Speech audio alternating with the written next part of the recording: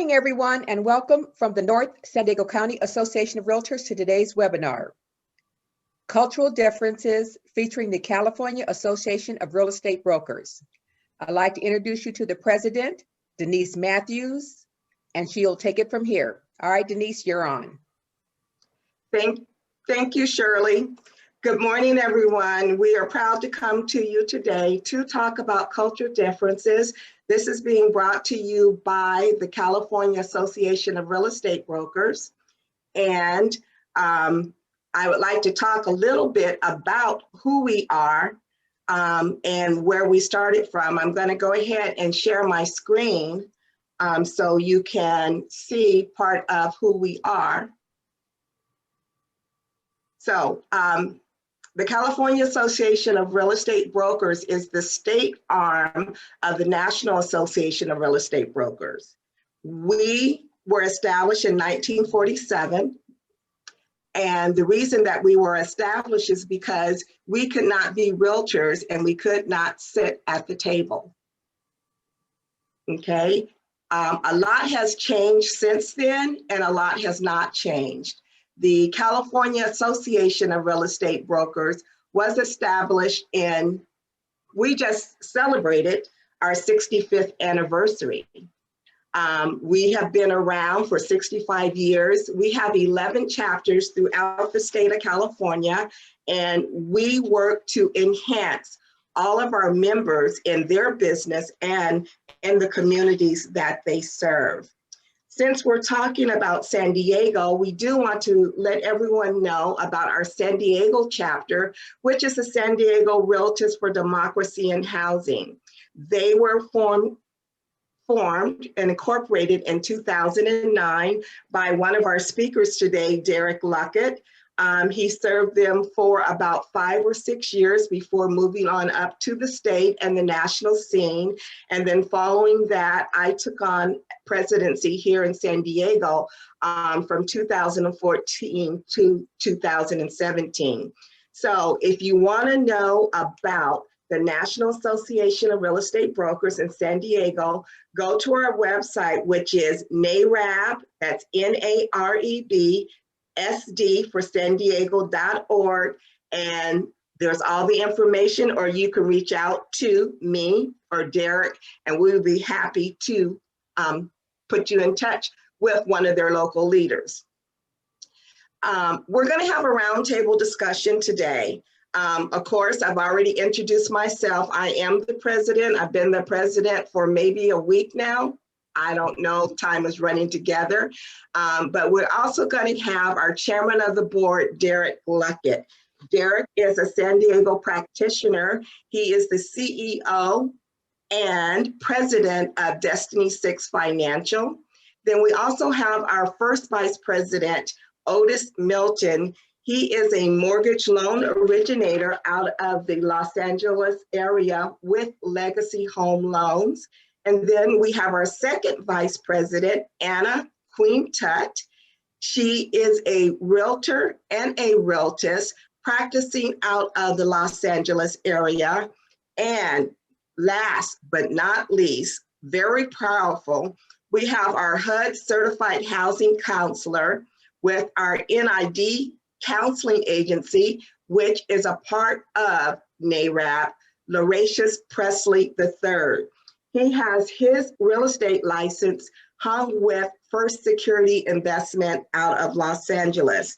So you will hear from all of them at different points during this presentation. And first of all, we want to talk about the state of housing in Black America. We issue a report every year, and we just recently issued a report. And I'm going to ask Derek Luckett to give us some information on the current report and the state of housing in Black America. Thank you, Madam President. Good morning to everyone. Again, my name is Derek Luckett, and I'm just going to give you an overview of what we call the SHEBA report, which is the state of housing in Black America.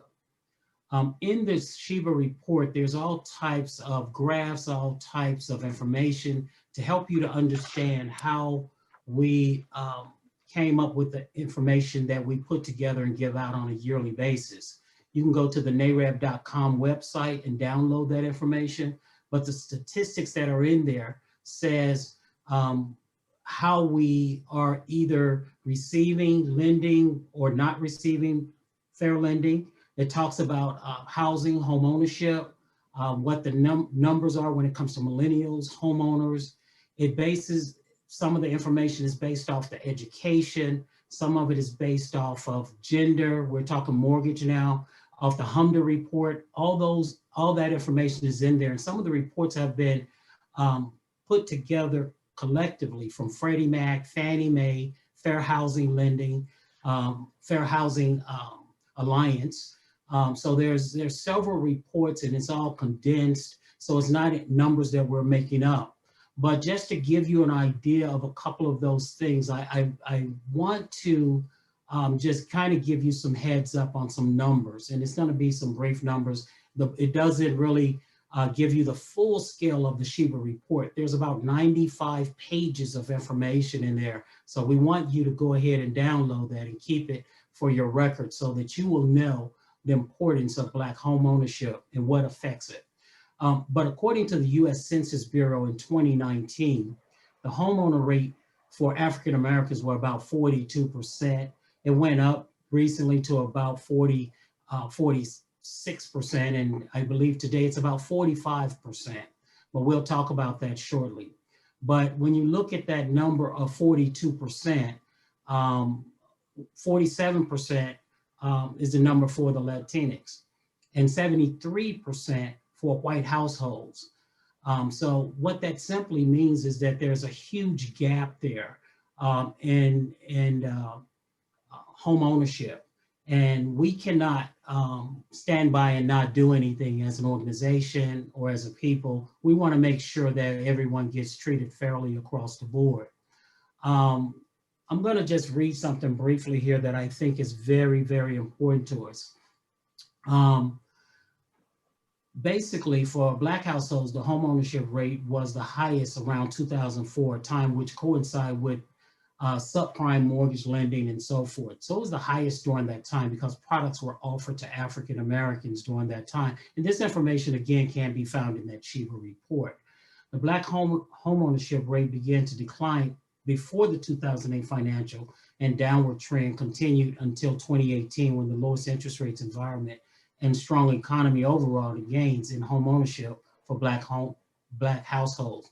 In addition, the gap between Black and white home ownership has remained relatively constant over time. Normally what we see is when we're looking at the numbers, it basically breaks down to 73% of white home ownership, 42% of Black home ownership, and then you look at everything that's in the middle of that. But we're the lowest on the totem pole right now, so we're still struggling. Some of our numbers are lower than it was prior to the Fair Housing Act in 1968, so we've even dropped below that at some point. So we're trying to make sure that we don't go below that. We're continuing to bring our numbers up.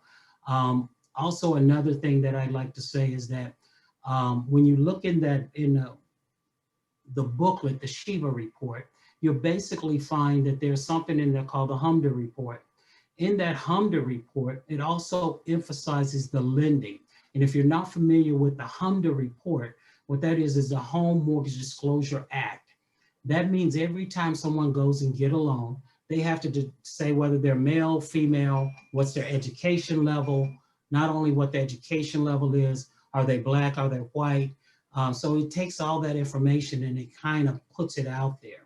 But when you look at that HOMEOWNER report, you also have to realize that it talks about the type of loans, conventional, VA, FHA. So it pulls all that together collectively. But what that means to us as a whole, when we look at it, we have to look and see, is everyone truly getting what they call fair lending?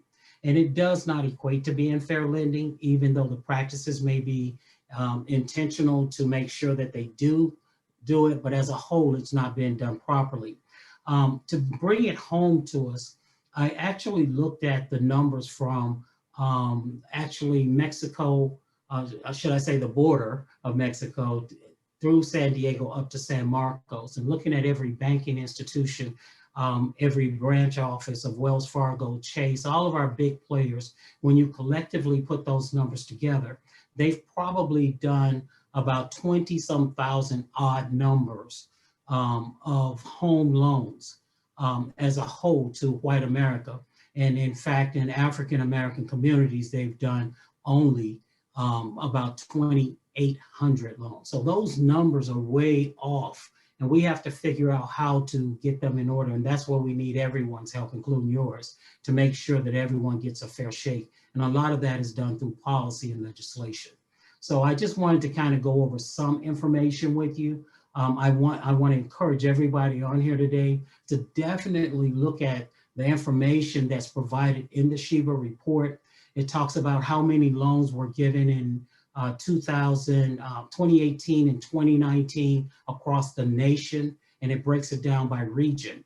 And by breaking it down by region, in the West, it may have been a lot of loan applications. I think it came up to like 40,000 loan applications, something to that effect. But of that amount, about 16 to 18,000 of those loans were actually rejected. So we have a lot of things that are out of balance, but there's something that that goes with that, which we'll get into later, as to why our numbers are so out of balance. Madam President, I'm turning it back over to you. Thank you, Mr. Chairman of the board. So KRAB is a big advocate for home ownership and the discrepancies in Black home ownership and non-Blacks. Well, Otis, our first vice president, shared with us KRAB's position and legislation that you're currently working on, things that we have endorsed or don't endorse. Thank you, Madam President. Good morning, everyone. Hope everyone is doing well. It's a somewhat tumultuous time in our country, but thank you guys for being on here this morning. Thank you, Madam President, for allowing me this position. And like she stated, I have a very important job here at the California Association of Real Estate Brokers, being the legislative chair. Obviously, we know that to make true policy changes, it must happen at the ballots, right? It must happen at the polls. We all know that. That's one of the things we've been talking about leading up to it. And so there's a few things that we're doing here at KRAB to make sure that we can invoke those changes that we want to see in our communities. And I'll cover a few, but one more importantly that we've been working on for some time, and I think we finally have the support that we need to really make this thing go live next year.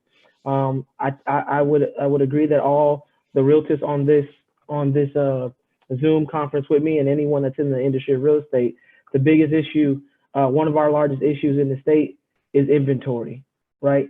Inventory, right? Affordable inventory in areas where our clients need to buy, where they can gain equity and build wealth for their families. And that has been an ongoing problem for years, and it doesn't seem like it's going away anytime soon. And so what we want to do is really get ahead of what we envision could possibly happen, right? So we know once the pandemic hit, there was a lot of mortgage forbearance, a lot of mortgage deferments, and those are all periods of time, right? So when you have a mortgage forbearance, that is for a period of time. Right now, we're looking. I think your associate before, she stated that in California we're surging again. So there's talks about maybe more shutdowns, right? That means people might have went back to work and they may be going back off of work, right? So they're behind on their mortgage payment now, right? So the chances of them being able to catch themselves up are get slightly unlikely, right? And they got to eat, they got to keep their lights on. There's a lot of different things that they have to do, and so it's super important that why we try to get ahead of this, because we're looking at a possible huge wave of foreclosures, right? I think it's a lot of conversation. I don't think that any banking institution wants to be in the news for foreclosing on a bunch of people, but nonetheless, those are assets and they have to make money as well. So this is, this isn't we can't look at this super emotional. This is still a business transaction in terms of housing, right? And so it's super important that we look at this and we try to get at this, because what are we going to do if millions of people, there are millions that are in mortgage forbearance right now, millions. As a state, California's homelessness is getting worse by the minute, right? So what are we going to do to kind of get ahead of this, and how can we not make the same mistakes that we had in 2018. So what happened in 2008? What happened in 2008 was once that foreclosure ring hit, we went through our Great Recession. And what happened to all of those properties that were on the market or did not, or not on the market, that were foreclosed on? A lot of those properties were sold in portfolio to hedge fund groups, to investors, and they became rentals. And that took away from our owner-occupied future homeowners to become homeowners, to gain equity in those areas. I know this for a fact because as a lender, I've had 2 or 3 people that I've done loans for this year that were renting from the institutions who bought those foreclosed properties, right?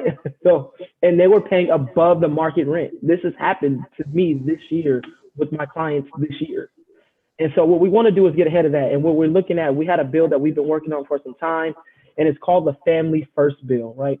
And what the Family First Bill is going to entail is when those properties are foreclosed on, God forbid that happens, but nonetheless, it probably will happen at some rate. What's going to happen to those properties? We cannot allow them to be sold in a bunch and put into investors and not come back to the market.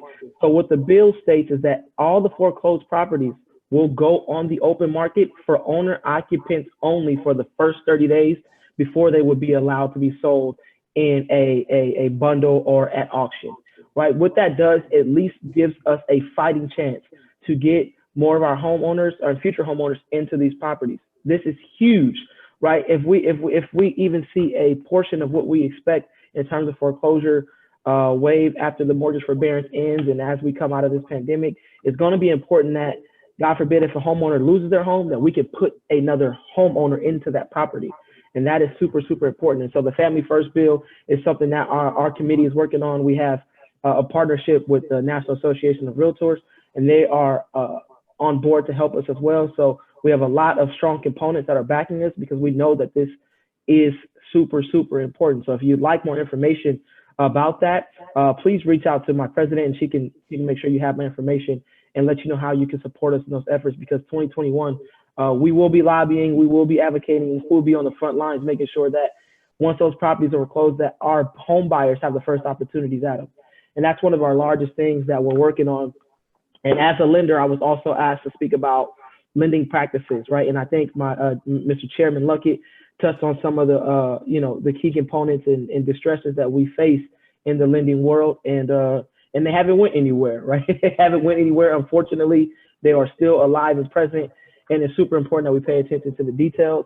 But I'm going to cover some of the basics that may be affecting you, that you may have heard of, maybe debunk some myths that you may have heard as well. So currently, as we're speaking today in November 2020, lending guidelines are a little bit better than they were when we first hit into the pandemic.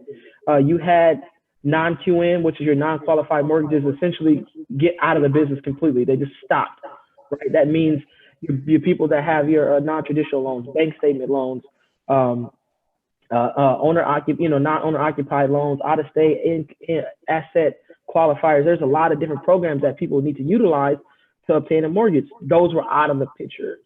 I would say the vast majority of every mortgage bank or every lender in the country put extra overlays on top of the guidelines, right, for Fannie Mae and Freddie Mac, because everybody wanted to minimize the risk that they were taking, right?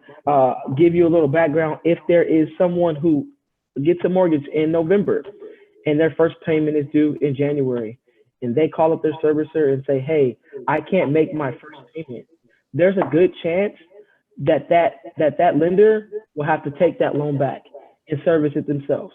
I've had investors call and say, if there's a first mortgage forbearance, you will take this loan back. We will not service it. We will not buy it. That scares investors. That scares lenders. A lot of overlays on top of overlays. So what we have seen over the last few months is them slowly kind of pulling back the red tape, some more than others, right? We've seen Chase come out a few months ago and say, hey, we're not doing any mortgages if it's not a 700 credit score and you have 20% down, right? That is something that you could see other lending institutions implement because they just want to minimize the risk. But what we know is if something like that happens, that's a huge barrier for our community. We know down payment is usually one of the largest challenges for us. So these types of conversations are super important. So still to today, as stands, you can get a conventional home loan at 3 or 5% down at a minimum, and an FHA loan at 3.5% with a minimum down payment. Those things are still apply. Each lending institution does have its kind of overlays. So it's very important that you talk to them and find out to make sure that your situation fits that particular lender that you're working with. Okay. And the last thing is I want to talk about is possible changes, other things that we could see. I think as the country started to get better for a minute, it seems like we were subsiding, and the extra guidelines started to kind of fall off and the conversation died. But as lots of the country is starting to surge in new cases, and there's more talks of shutdowns, there is a lot of talk of possible changes coming to lending, right? In terms of minimum down payment requirements for FHA and HUD loans. That's a conversation that I'm hearing. I don't know how far in detail that is, but that's something that I'm keeping my ear very close to. And so with that being said, I don't want to take too much of your time, but I hope this was very insightful.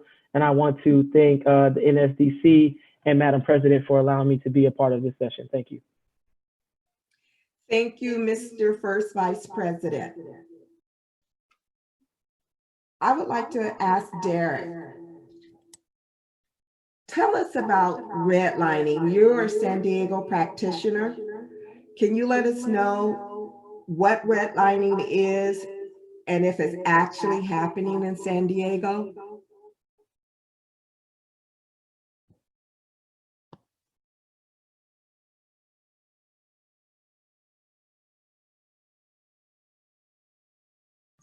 Can you hear me? Hello? Yes, we can hear you, sir. Okay, just making sure because it was on mute over here. Okay, yeah, redlining. Redlining is a systemic, I guess I'll call it barrier that was put in place since 1934. When you look at redlining, redlining was put in place by FHA. A lot of people are not aware of that.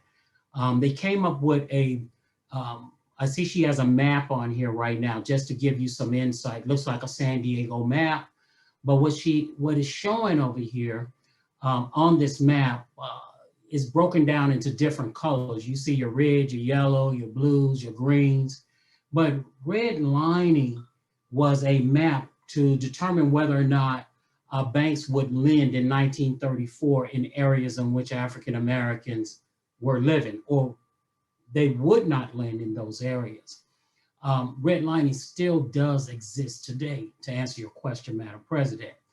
But what we have to know is that redlining is everywhere. It is not just in San Diego County, it's throughout.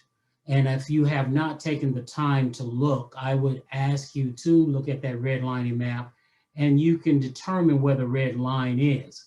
The redlining takes place in the San Diego area, south of the 8 freeway. So the 8 marks the line of the have and the have-nots. And not only does it affect,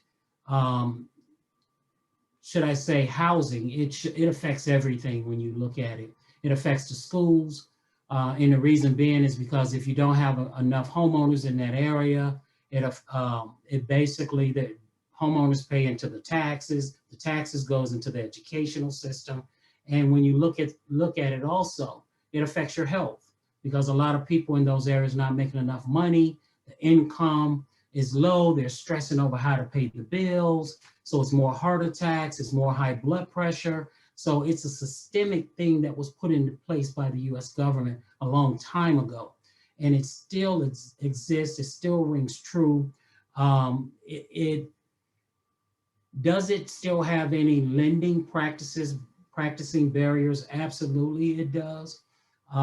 Back in the day, and I'll say this before I conclude on talking about redlining, back in the day, it used to be that they would basically have a barrier. You had to have a barrier put up if you lived close to an African American community.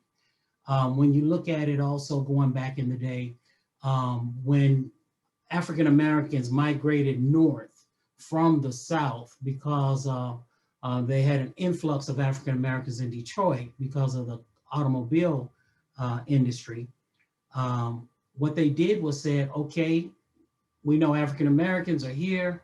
So what we're going to do is not give them any housing. So by not, or the denial of housing technically caused what we call, or what you heard of calling the ghetto, because African Americans had to live in places wherever they could.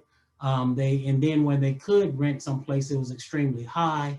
So that redlining that was created back in 1934 still exists, because if you look, when you go through small towns, they normally got a railroad track dividing it out. It's evident in some places just going down the street, you're like, wow, that community sure did change. And if you take the time to pull over and look at the map, you will see why it changed. It mainly targets minority communities. You have to look at that. It affects the insurance premiums in that area, the housing. And just to bring it all the way home, where not just on a local level, Madam President, you also have to look at that Redfin was just sued. And I'm not sure if everybody's aware of that, but Redfin was just sued recently for redlining. And if you type in Redfin lawsuits, it'll come right up in your face that they're being sued for some of the things that I'm speaking of. But to go deeper than that, they're saying that Redfin in certain areas were not, those same people who were putting their houses on the market were not given the same tools as the people across the line of that red line, in other words. So here we're talking about the 8 freeway. However, in other communities, you look at where the poor, I'm not going to say the poor, where the have-nots are and where the rich is, they were given 2 different tools to utilize, thereby looking, when you look at it, it looks like this house stayed on the market longer. It looks like that value isn't increasing over there. The sales are lower on that side of town. So it kind of brought it all the way home to know that redlining still exists. I knew that already, but to bring it home with tools that are being used on social media today to help change people's minds and guides as to where they should be living. That's also steering and blockbusting. So to wrap it up, I want to give you a few keywords that I want you to keep in mind that we all know and know better. Disparate impact. That disparate impact is when a certain group of people receive something and it denies other people of that same right. And that's what one of the things that Redfin is being sued under. Whether it's intentional or unintentional, it's a disparate impact. You also have to look at steering, that kind of helps with the steering aspect. Our credit scores are a little bit lower in some of those areas because of the redlining and that wealth gap that was created by FHA product in 1934. We haven't been able to catch up. The educational systems, the crime rates are a little bit higher in those areas. Home values are less according to Redfin. We have unfair and deceptive practices being done. Deed restrictions are in place. And CRA, Community Reinvestment Act, is not giving back in the communities. And that's where banks are supposed to give money back in the communities in which they do business in. And a lot of them are not doing that and not being held accountable for it. So that's where KREP comes in. And another thing that you probably have heard about and you may not be familiar with, and it may be something that we want to take up at some point, but that word that they use on all of our listings is called a master bedroom. The master bedroom can have its own connotations, and we've never really challenged that. And I think that at this point, in this time, and in this day, that we need to looking at ways to maybe take that on and maybe call it the largest bedroom in the house or something else, but we can get creative with it. So with that being said, yes, ma'am, it does exist. We are still reaping the havoc that was caused on that. It created the wealth gap. That wealth gap is not being closed. It's still widening out because of these practices, and we have to do something to change it. But again, we need help to do that, and that's with everybody that's in this presentation. Thank you, ma'am.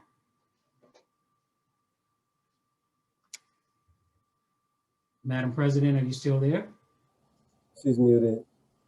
Okay, we've heard about some of the disparities. We heard about redlining. We've heard about credit, lending, etc. So there are a lot of obstacles to overcome. So I'm going to ask Anna Tutt, our third vice president, to share with us some of the initiatives and programs and resources that we have come up with in order to overcome some of these obstacles. Awesome, Madam President. Yes, NARAB has the NARAB 8 initiative, which you do see on the screen. So our current president is making sure that he's proactive. We're talking about home ownership and the disparity of Black America. So the NARAB 8 is basically to help us with this disparity. So it's to make sure that we expand the home ownership for Black ownership. So what does that look like? We had an initiative in 2015 of 2 million new Black homeowners in 5 years. And this initiative is going to help to increase the numbers of 2 million Black homeowners in 5 years. The first one is the house then the car. We know that we have millennials. So they are here and they ready and they are what? Income ready. But they're a little scared, they're a little afraid. And so what they're doing is buying the car before the house. So we helping to educate them to know, buy the house, then the car. So the house, then the car, HTTC initiative is just that, helping those millennials understand to purchase your house first, then your car. Then we also have the D-free. D-free is to help with the debt. It's going to help with getting your debt and your credit in order. If you're not educated about your debt and your credit, are you going to be able to rectify that issue? No. So we know that those are some of the challenges that we have in Blacks. So we want to make sure that we educate as well as equipped. So how do we do that? We educate them about their credit. We talk about debt. So the credit restoration and maintenance program, which is the D-free, that is to help with making sure that we educate our community. We also have the ROSI program, which is a real estate opportunity for seasoned individuals. This is to help our seasoned individuals that, you know, that are a little older. So we want them to understand the whole buying and selling process, understand life insurance, retirement, health insurance, reverse mortgage. We hear that all the time, but we're not educated about reverse mortgage. So we have this implemented in so that we can definitely help our community. We also have a Realtors Referral Network. So we collaborate with all the realtors, creating a nationwide comprehensive database of real estate practitioners so that we can help in every state, not just one state, but every state, and be able to refer out to partners so that we can build the generational wealth and help us get to our numbers of our 5 million. We also have the civic engagement, and this is great. This is huge. This is helping us to partner with our churches, the Urban League, the NAACP, Greek organizations, our Black chambers, minorities association, so and our and even our Catholics. So we're putting it all together so that we can get the information out to the masses so that we can increase the number. So these are the initiatives that we have. Then we have the Bid a Nation, and we also have a real estate investment group, and then we have an international committee. So under our current president, Donnell Williams, the NARAB 8, which is to educate, empower, and to mobilize, is helping us so that we can increase Black home ownership. Our initiative is to increase 2 million new Black homeowners in 5 years. That's what NARAB is about. And this was it was established for the 2 million and 5 in 2015 under our past president, Ron Cooper. So thank you. If you have any more questions, you can definitely reach out to our president, and we can definitely educate you and prepare you. Thank you so much. Thank you, Anna. So I just want to say that if you believe in democracy and housing, and you're looking to partner or be with like-minded people, please consider the National Association of Real Estate Brokers, and the state arm of that group is the California Association of Real Estate Brokers, and we can put you in touch with any of our local chapters so you too can advocate for democracy in housing. So we have our initiative that has come from our national office, and we can't do that by ourselves. We are working diligently, but we have partners, and part of our advocacy has been to go to these partners and let them know what was keeping Black people from getting home ownership. With consultation, they have basically come up with programs, they have come up with money, they have worked together side by side with us in the communities and with our legislators to produce programs for housing. So some of our partners, Wells Fargo Bank has committed, Citibank has a special commitment with down payment assistance, BBVA, just a few of the people that are working with us. And we just want to acknowledge them and say thank you. And when you have a client that needs assistance, just go to one of our lending partners. So in order to do that, we have to educate. Education is key, and it is the key to home ownership.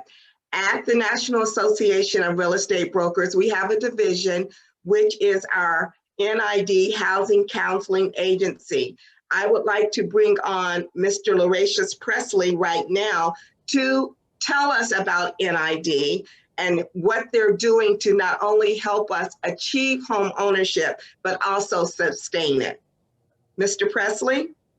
Hey, thank you very much, President Mathis. And I want to say thank you to the realtists, the realtors, and all of our partners who are on this Zoom call where democracy and housing is important and the advocacy is important. And here at NID, what we do is we create generational wealth.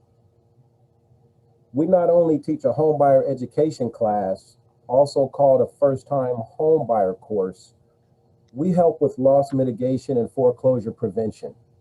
We don't want to just get you in a home, we want sustainability. And I want to go back to something Derek said. He talked about the master's bedroom. I've never heard that. And that is one of those indirect racist deals we were talking about. It could be offensive to some people. Let's talk about the largest bedroom. But there's always this pink elephant in the room that nobody wants to talk about. Black people, Negroes, colored, African Americans, I don't know what the next term for us is, but we're on the bottom of every good category and on the top of every bad one, like incarceration and mortality rate. When it comes to net worth, home ownership, and college graduation. And thank God we have the top 10% of us helping the other 90. One of my clients' mother, she was a poor woman from the South, older, and she said, you have to know better to do better. And I'll never forget that statement. So that's why we're here at NID. I'm teaching everything I know to the community to fight injustice and inequality. And they said that people perish from a lack of knowledge. And also it says an intelligent heart acquires knowledge and the ear of the wise seeks knowledge. And so I just got goosebumps when I believe that was Queen Tut mentioning the NARAB 8. Education is my thing. We can't necessarily control the legislation and the policies and laws, bills and rules and regulations, even though we're fighting every day for that stuff. There were deed restrictions, even though they're unenforceable, they still were written. And we cannot forget that. And I want to say one thing. I was reading about the Dred Scott decision, and it helped me to understand racism, oppression, and the things that people of color have gone through since day one in this country. We started off as slaves with no property. We didn't even own ourselves. And here we are in 2020, and we're still at the bottom of every positive metric. That's ludicrous, that's ridiculous, that's preposterous. And when I read Dred Scott, I understood it. They said that the Constitution was not written for Black people to become American citizens. And the next sentence was the one. It said, therefore, Black people do not deserve the same rights and privileges as American citizens. So when we see folks getting shot by police on video, going to court and getting off, the young lady was in her bed, resting for work the next day. And the court said the guys did nothing wrong. When the guy had the knee on the neck, the man held his breath for almost 8 minutes, but he couldn't do it for 9. And so what I'm here to do is, like Michael Jackson said, it's about the man in the mirror. We need to stop hurting ourselves, first of all. We need to get educated. I study culture, and the Japanese, after this Pearl Harbor stuff, said we got to beat them educationally and economically. And I'm going to challenge all minorities, especially, to number one, get educated, and number two, focus on this capitalistic economic system. So please reach out to NID or any other housing counseling agency that's certified by HUD. I would hope you would come to us. We're the best in the country. But as long as you get educated, this way we can stop the bleeding, and we can start creating generational wealth with equity buildup, the tax write-off, pride of ownership, and we can actually leave a legacy to our children and grandchildren. Thank you, Mr. Presley. Again, education is key. And we do have our own housing counseling agency. There is one in San Diego. Mr. Luckett is the manager of that. So reach out, because we believe in education. Education is important. So the question, what is different about the Black homeowner versus the Hispanic homeowner, the white homeowner? You know, what is a Black homeowner? You know, it may be a military person, a teacher, a firefighter, clerical, grandparents, newlyweds, millennials, construction workers, store clerks, government employees, single parents, entrepreneurs, first generation buyers, college grads, post grads, blue collar, white collar, a laborer. Those are the Black homeowners. Over 95% plus of Black homeowners have English as their first language. They may have a Southern drawl. They may have a New York accent. They may have an Islander accent or dialect, but they speak, they read, and they write English. But who are the Black homeowners? They're people who look like me, you, everyone on this panel, but they're really no different from anyone else. They go out and get credit worthy. If they're not credit worthy, they are employed, they have income, they have assets, and all they want to do is purchase a home. So what's the issue? Where are we seeing the difference? There is no difference. You may need to learn their interpretations. Just take it, if I went into a home and we went in the kitchen and the client says, that's dope. Okay, are you ready to call the police because there's drugs? Or do you understand that they are very interested in this and they like it? Putting it on a female level, we can talk about having a weave. For non-Blacks, that's putting color in your hair and stripping it.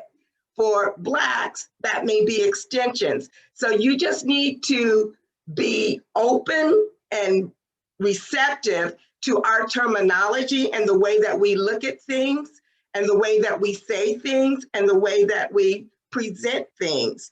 We may not speak Spanish or Tagalog or another foreign language. We speak English, but we interpret things and say things with different meanings. And you need to take the time to learn and be familiar with your clients and their customs and their traditions. Just as you're sensitive to the Asian population, you need to be sensitive to the Black population and understand and respect the cultural differences. So now we want to talk about fair housing. The Fair Housing Act was established in 1968. I'm not going to go over all of the history, but KRAB was a part of that. It was after Dr. Martin Luther King was assassinated, but they placed in some protections for lending and home ownership. You can't discriminate for color, disability, family status, national origin, race, religion, sex, and then later on, there were some additional things that were added. It's illegal to discriminate in the sale or rental of housing, including against individuals seeking a mortgage or housing. Now, it's illegal, but do we do it? Okay, we do it. We have some biases, some cultural biases that may be blatant, and it may not be blatant. You may not understand what you're doing. Some of the things, believe it or not, is that Blacks are going to bring down your property value. You want to know if they're a good fit in your home. They don't qualify for home mortgages except FHA. Those are red flags, okay? One of the biggest red flags when dealing with real estate professionals and even with the consumers is when you start the question or you start the conversation with, my best friend is Black, or my son or daughter goes to school with a Black person, you know, that lets us know that you're not seeing us for who we are. You're seeing us with the color of our skin foremost, okay? How do we overcome that? Another big thing is mistaken identity. Get to know who I am, okay? Do not mix me up with the girl next door because you have a conception that we all look alike. In our trade organizations, we want to be at the table. We want to go to the party. We want to be on the board. We want to be included. But not only do we want to come to the party, okay, it's just not enough to have us at the table. We want to be asked to dance. You know, have you ever gone, do you remember back that you were sitting, you were at the party, but you were on the wall because no one asked you to dance? Give us the opportunity. We know what we know and we would like to share, and we're an open book. At this time, I would just like to open your ears, open your mind, and just ask a few questions and think about it. Are these some of the things that you may do as a practitioner, not knowing? The first one is, are you taking listings outside of your service area where you're comfortable going? REO and distressed properties. You just take the listing, you put it in the MLS, and you wait for a buyer. You don't go visit the property, you don't market the property, you just wait to collect your check. In the MLS, do you put in the same effort to input pictures? We can have over 25 pictures, but oh well, it's gonna sell, it's not important, I didn't like that, and you just put in a front picture that's required. distressed and predatory listings? Do you bring the highest and the best offer for the seller? Or are you looking out for your investor and the resale? Tenant-owned properties. Do you respect their acquired enjoyment? Do you railroad showings? Or do you just tell them it's for sale, they gotta go? Doesn't matter that they've been in there 2 years, not educating them on their rights, or just tell them, well, I'm coming over in 2 hours, you better let me in. Do you look at FHA offers and do you put in the MLS that FHA offers are acceptable? Yes, we know about the 90-day flip rule. We know about properties that do not meet FHA or VA requirement, but is that what's on your mind when you put in cash and conventional only? Do you overlook or object to down payment assistance? When the money hits escrow, it's all the same, the wire. Do you just object to a buyer because they're getting down payment assistance? Do you know about down payment assistance programs? Back in the day, yes, it took 60, 90 days and there were a lot of issues, but when's the last time you've taken to educate yourself on a down payment assistance program? Here's one. Do you use the same criteria to qualify every buyer? It's just a question. Think about it. Do you Google or go to Facebook to look up the name on one of your offers? It happens. I personally know, and this particular real estate professional to this day does not know how offended I was in presenting an offer in Oaks North for a relocation client. And she came back and told me, and this was just a year ago, I Googled your client. I'm impressed. She will make a great fit for our neighborhood. Think about it. 2019, a well-respected real estate professional gave me that, thinking that that would be great to inspire me that my offer was going to be accepted. Pre-COVID questions that you may have asked. Tell me about your client. This is for a showing.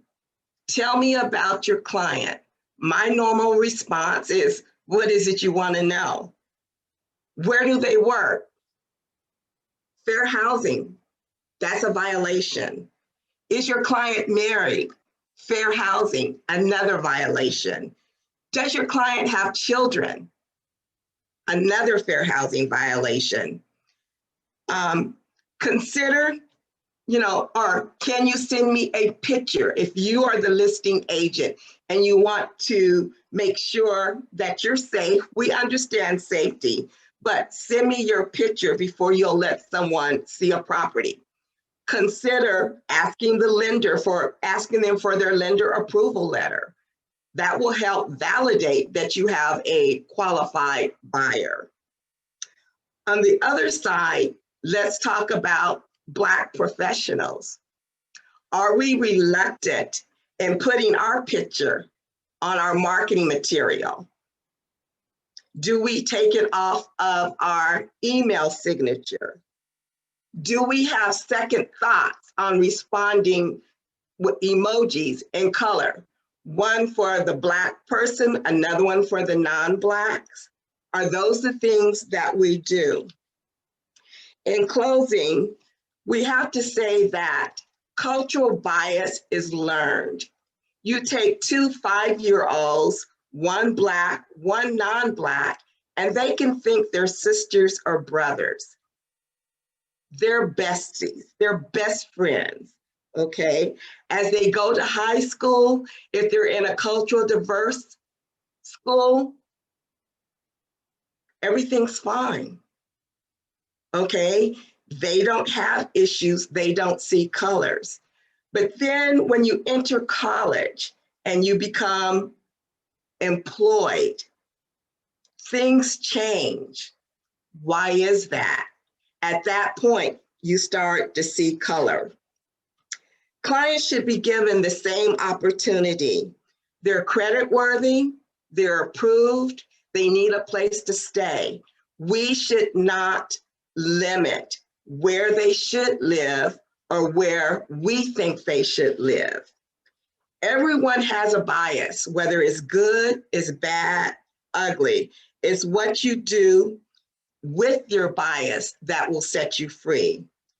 If you deny that you are biased, whether it's about Black people, brown people, fat people, sexual preference, if you deny that that's happening, then you have an issue. The first thing to do is to realize what the problems are.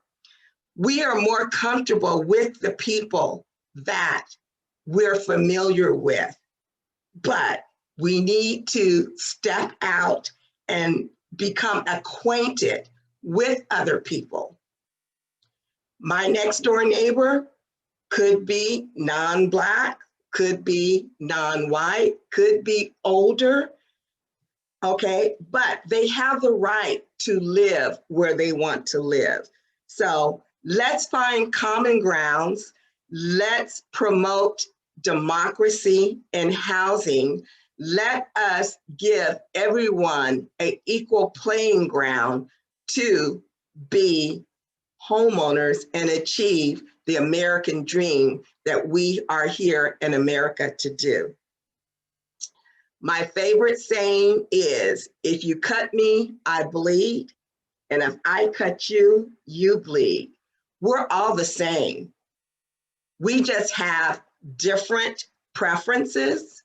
We do things differently. If I asked you for $1, you could give me a dollar bill.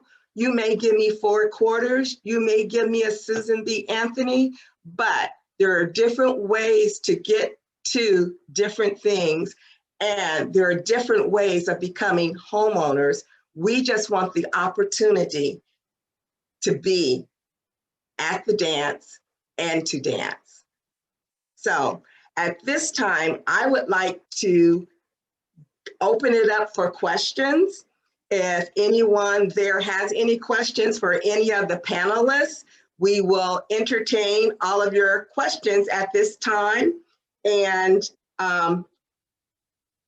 Madam Secretary, do we have any questions in the chat? Yes, madam. We have a question. Where are we at in the California with residential low-income housing projects for the future? What are the best sites to look up for those areas, or find all of the housing developments 55 and older within California? Is there anyone who would like to address that? I don't even know how the measures went on the ballot. I do know that San Diego has a housing shortage, period. Okay, and we are talking to San Diego people.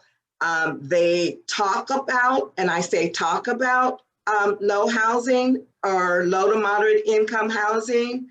But it's just expensive to build housing in San Diego. About 200 plus just goes for fees. There is and I will put my name or my email address because I am going to be looking up senior housing today for a client that needs to relocate back to San Diego. So I will be able to give some websites because that's one of the things that's on my to-do list for a client.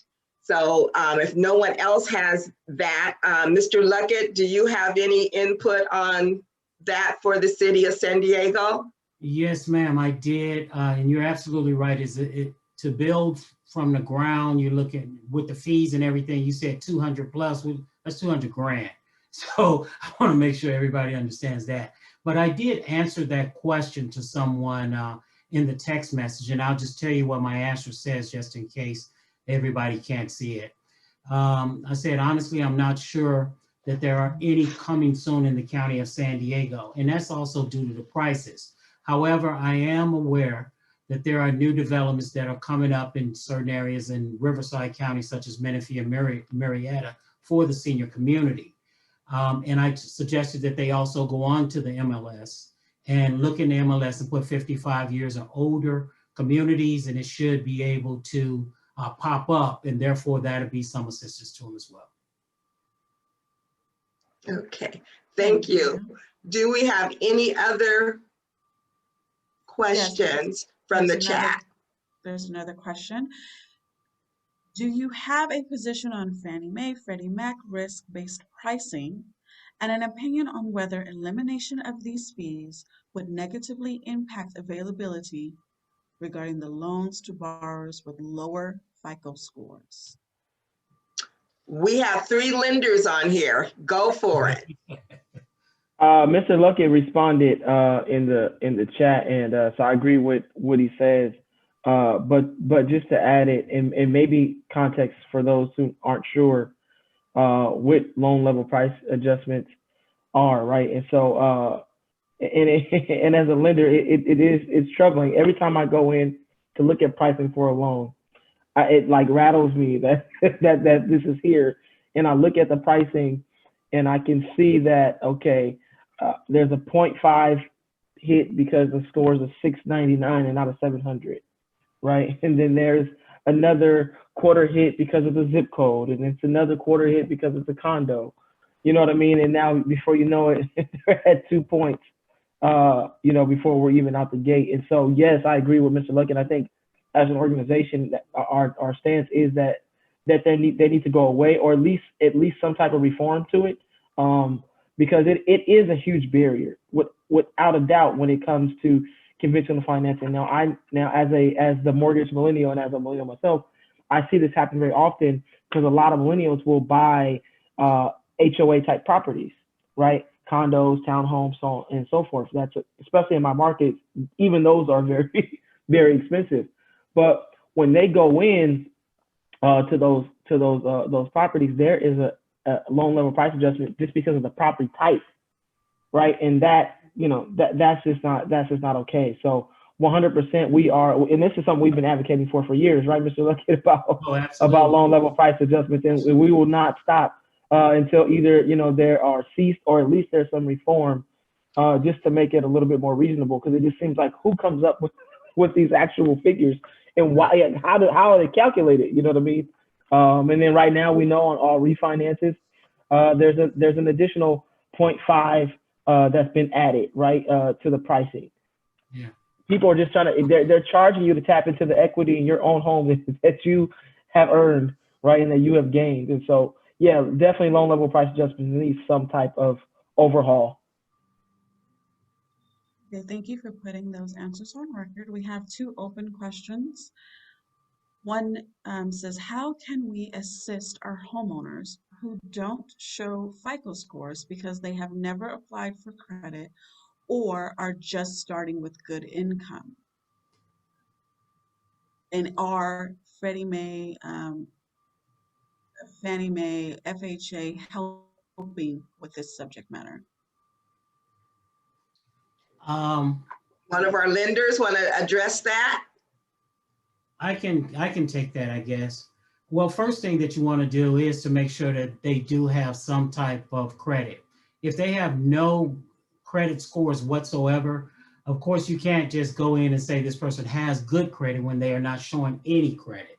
So what I always suggest that they do, if they don't have a credit score, is to start off with 2 things. One, I would say, go and get a secured credit card. It will report immediately the following month, or get 2 if possible, or 3. The next thing that I would suggest is that they ask someone to loan them some of their credit history, which is totally legal. It's totally legal, okay? What that means is that you're going to that person and you're gonna ask that individual, let's say I didn't have any credit. I can go to my grandma and say, Grandma, you've been paying Sears now for 20 years. You've been paying them faithfully for 20 years. I'm trying to buy a property. Grandma, will you allow me to use your credit? Grandma's gonna say no. Say, well, will you make me an authorized user on your card?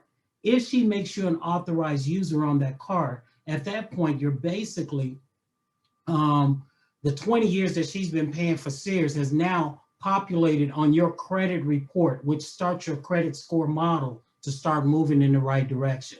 So again, I gave you two things. One is to get a secured credit card. Two is to ask someone that loves you to help you by allowing you to be an authorized user, and explain to them, I don't need anything from you. I'm going to give you my social security number. I don't need your information. I don't need a credit card. And they feel a little bit more comfortable about doing that. And that's how I normally get people started on accruing some type of credit when they have those type of credit challenges. Thank you. One more question. Do you have any suggestions for learning more about purchasing fourplex property? I'm trying to learn as much as I can as I plan to buy one in 2021. I want to be able to identify if it is a good financial decision, cash flow, expenses, etc. Yeah, I'll take that. There's a lot of content on YouTube that you can learn, especially about buying 4 units. 4 units are still considered residential property, right? So you can purchase a 4 unit with an FHA loan of 3.5% down payment. And so there's a lot of things, but there's also a caveat, right? In terms of purchasing a 4 unit, there's this thing called a self-sufficiency rule.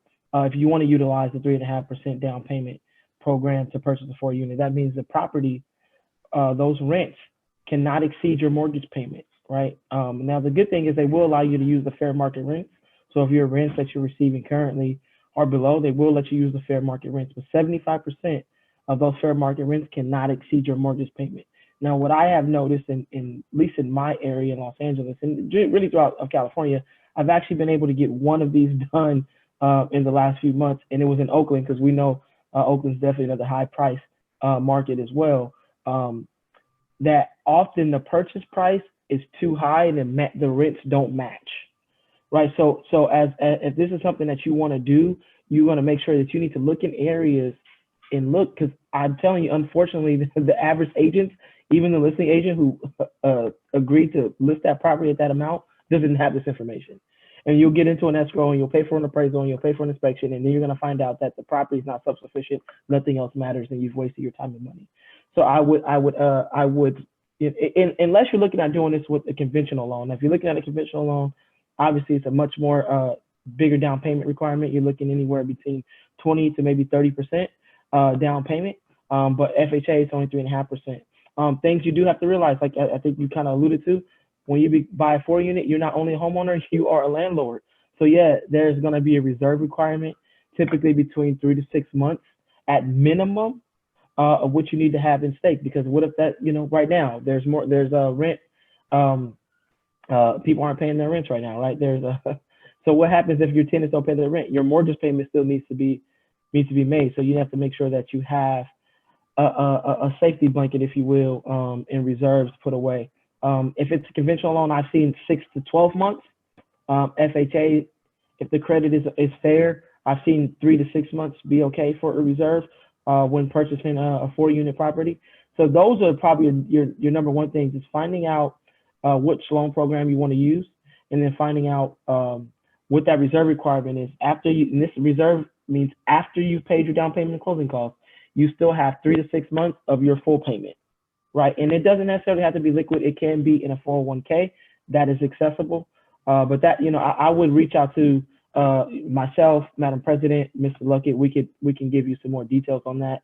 And there's a lot of good resources on YouTube about this very topic. Only thing I'd like to add to that, Otis, and you hit it right on the head, but one of the financing elements you did not speak of at this particular time was the VA.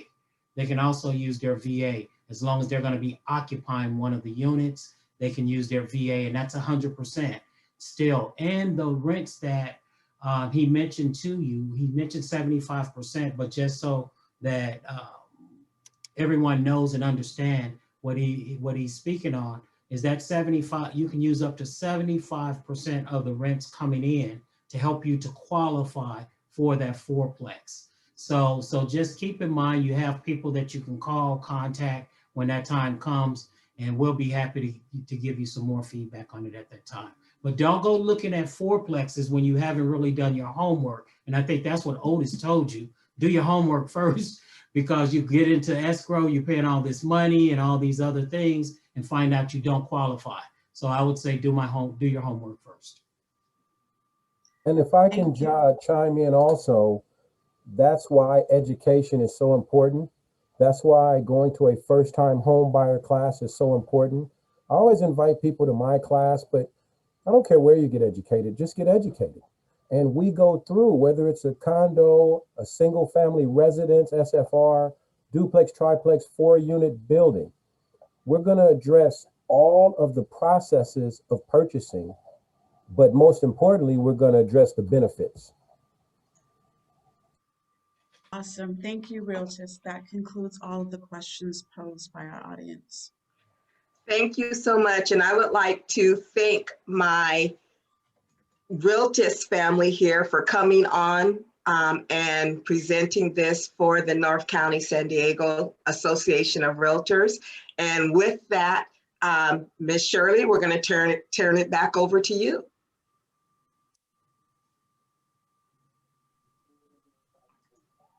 All right, thank you so much. Great presentation. And I hope a lot of the participants learned a lot of information. I thought there was a lot of valuable information. So thanks to each and every one of you. Have a great day. Thank you. Bye-bye. Bye-bye. Have a nice day.